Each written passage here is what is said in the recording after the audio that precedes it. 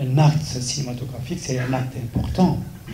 Et que je prends peut-être le temps de mûrir les choses, de faire un travail, de chercher, et voilà, les choses arrivent. C'est comme un enfant qu'on fait tardivement, à la limite. Hein.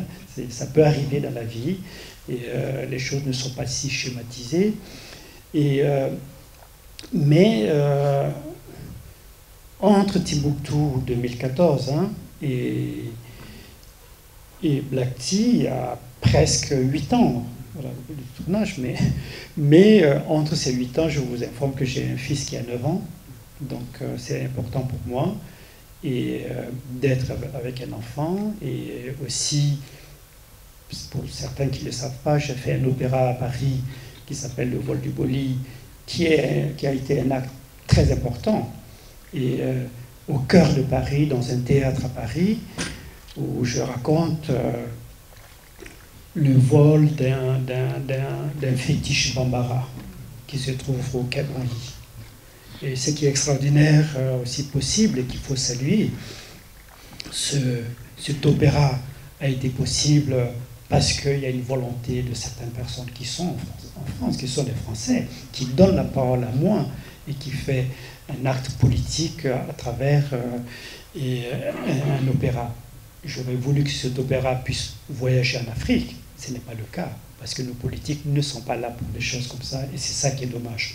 Il y a d'autres qui arrivent à nous accompagner dans la création artistique, comme l'opéra ou mes films, mais nos pays n'ont pas vraiment une grande vision de tout ça. S'il y avait une grande vision de tout ça, je pense que beaucoup de jeunes qui ont aussi une dimension pas seulement politique, mais poétique, qui ont envie de faire des films. Donc pour qu'on fasse des films, pour qu'on fasse plus de films, il faut qu'il y ait une réelle industrie, une dynamique, que ces films soient financés et produits. Et ça manque. Et voilà, j'ai pas vu le temps passer. Et je considère aussi que voilà, que je ne suis pas le seul porte-parole d'un continent, ou voilà, je ne me positionne pas comme ça. Mais j'ai des prises de parole, souvent, que je trouve important, et que quand on pose un acte en tant qu'Africain, et que, parce qu'avec un cinéma absent dans le paysage mondial, et que nous, parfois, nous sommes obligés d'être politiques, voilà, et de se positionner. Cela n'empêche pas que je suis très content que d'autres font des films qui sont différents, qui sont de la comédie ou qui sont d'autres choses, ou des séries qui se font, et surtout les séries aujourd'hui qui sont extrêmement importantes pour l'Afrique, parce qu'on voit que depuis une dizaine, quinzaine d'années, nous racontons nos propres histoires et qui sont sur nos petits écrans. Il y a 20 ans, dans nos cours, on était là tous à regarder une série turque ou une série mexicaine ou brésilienne. Ça, c'est des choses qui changent, qui évoluent. Donc, il y a vraiment une place, voilà, de créativité et de création pour tous. Il suffit de s'y engager et de le décider. C'est très difficile d'être dans une position où on répond à une question en résumant les choses. L'Afrique est vraiment vaste, complexe, riche, etc. Il y a beaucoup, beaucoup de choses. Et je trouve d'ailleurs que l'Afrique est partout. Et qu'il faut, c'est ça, l'Afrique a déjà sa diaspora, voilà, dans les continents. L'Afrique est partout, par aussi la culture, par une diversité culturelle, par une identité culturelle, par beaucoup de choses, de création, voilà, qui se font dans beaucoup de domaines de l'art où l'Afrique est présente. Elle a toujours été présente. Voilà. Et donc, je ne cherche pas à le dissocier, voilà, de l'autre, ou à le regarder en partant d'ailleurs. Non.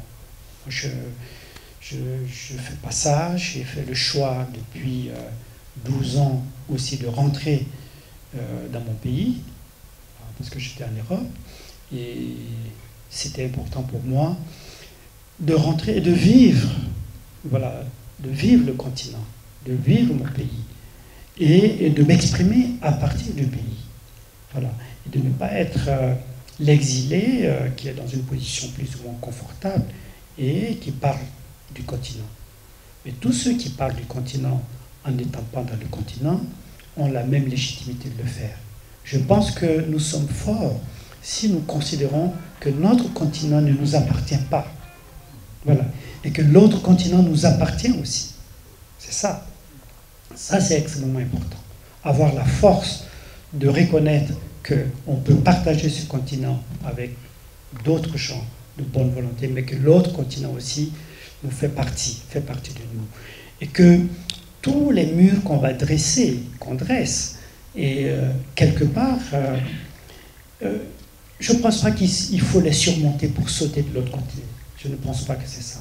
Ces murs montrent parfois, le plus souvent, nos propres échecs, voilà, de nos pays, de nos politiques de développement, qui est terrible. Et bien sûr, si on ne fait pas attention, on va constamment rester dans le fait que, voilà, l'Europe rejette, l'Europe ceci. Donc, on a un continent magnifique, on a des gens extraordinaires, il y a un potentiel réel. Et il faut que le politique s'attache à ça, voilà, pour magnifier ce potentiel qui existe et que nous soyons un continent fier de ses enfants et un continent qui partage. Le monde, il est riche s'il y a un partage qui se fait. Voilà. On a longtemps souffert du fait que certains prenaient et ne donnaient pas. Voilà. Aujourd'hui, il faut changer un peu ces donnes, être en partenariat vraiment avec l'autre, parce que l'autre t'enrichit, l'autre t'apporte quelque chose, et je pense que ça, c'est important. C'est une façon, je pense que je dis par là, mais ce que je vais dire sera plus faible que ce que vous ressentez, parce qu'un film, c'est ça aussi. Les films sont faits, les séquences sont faites, les symbolismes dans le cinéma, c'est pour que l'autre se l'approprie. Voilà, et le porte plus loin que celui qui l'a fait. Mais ceci dit, bien évidemment, j'ai une pensée, j'ai une vision en imaginant ça. Et nous avons eu des rencontres de route avant celle de la soie. Et ces rencontres ont parfois été dramatiques. Nous le savons. Et donc, nous le savons dans l'histoire. Mais on ne doit pas rester sur ça, sur ce passé terrible. Et on doit en être conscient. Et donc, quand il y a des nouvelles routes qui se font, il faut qu'on soit en alerte. Voilà. C'est ça que je veux dire par là. Que, quel que soit le pays partenaire, il n'existe pas un pays qui vient développer un autre pays. Ça n'existe pas. Voilà. Chacun doit se défendre et se développer avec ses intérêts. L'autre, oui, mais l'autre dans un partage vraiment, respect mutuel et aussi partage. Et ça, c'est important. Et c'est important que lorsqu'on fait un film, même si c'est un film d'amour, et c'est le cas, c'est un film qui montre la force de la femme, de toutes les femmes, voilà. Et pour moi, c'est important.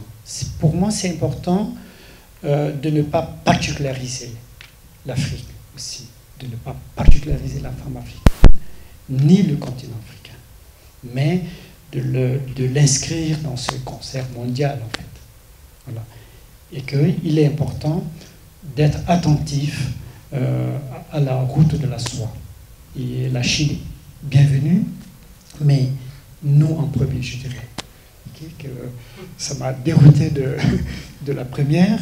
Qu'est-ce qui vous rend optimiste? Oui, qu'est-ce qui me rend optimiste?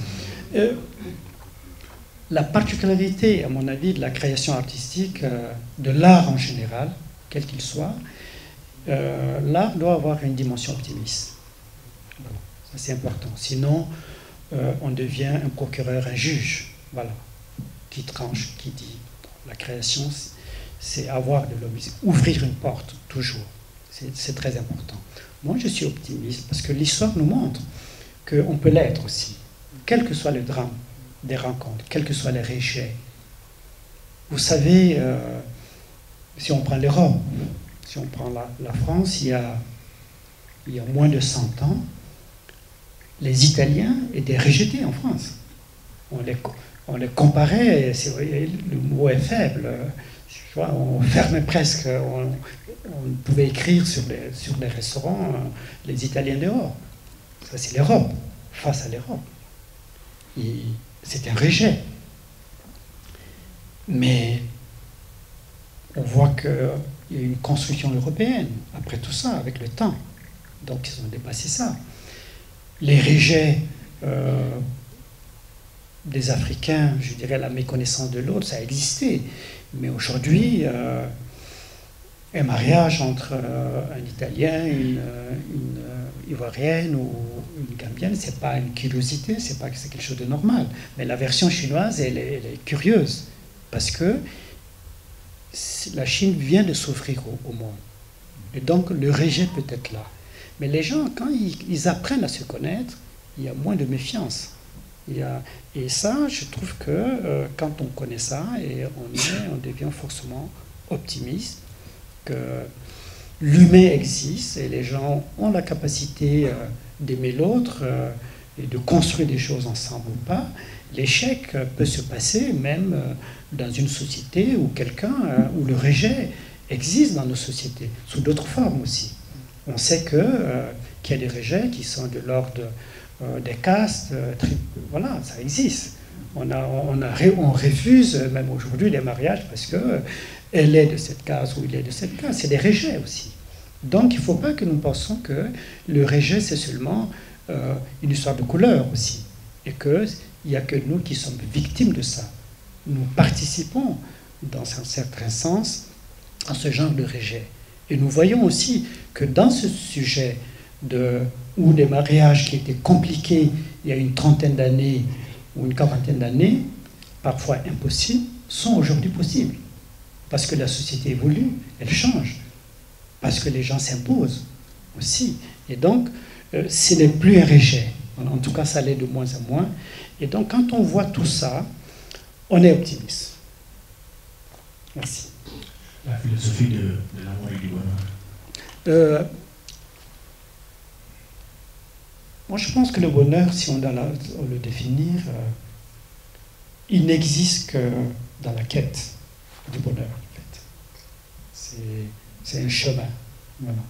Il n'y a pas un objectif, le bonheur est là, je vais le prendre, je suis heureux. Non.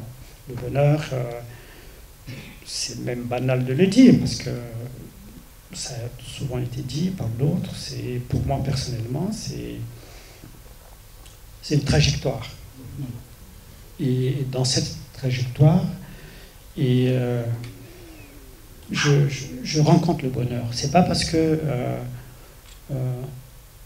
on rencontre l'âme sœur ou frère voilà, qu'on a résolu toutes les choses du monde. Non, c'est bien, c'est presque... c'est comme si on a parcouru la moitié du chemin. Voilà. Et c'est bien. L'amour est quelque chose d'extrêmement important, et l'amour dans tous les sens. Hein. Et l'amour d'un conjoint, d'une conjointe, l'amour du voisin, le respect du voisin, l'amour de la terre, l'amour de l'arbre, etc. Donc, quand on donne sans... Voilà, c'est extrêmement important, et ça permet d'avancer, et cela est... Bon, j'arrive peut-être vers des choses comme ça, grâce à l'expérience aussi, mais peut-être à l'âge. Aujourd'hui, c'est ce que je fais le plus, qui prend le plus de mon temps aussi. Et ça répond un peu à votre question, voilà, le temps qu'on prend avant de faire les films. Donc, je vis en Mauritanie, du côté de Rosso, Mauritanie. Je dis moi, mais je le fais avec mon épouse. Et nous protégeons une forêt. Voilà. Et si je retourne, je prends ma voiture, je vais dans cette forêt, je fais une action, et ça me rend optimiste. Ça me rend, alors que ça n'a pas un rapport direct avec la mort, mais ça me rend optimiste. Moi, je pense qu'il faut l'être, parce que chacun, quand on plante quelque chose, quel que soit, et on se donne le temps de regarder la chose, évoluer, pousser, et tous les jours, quand on ouvre les yeux, on est heureux et on devient optimiste.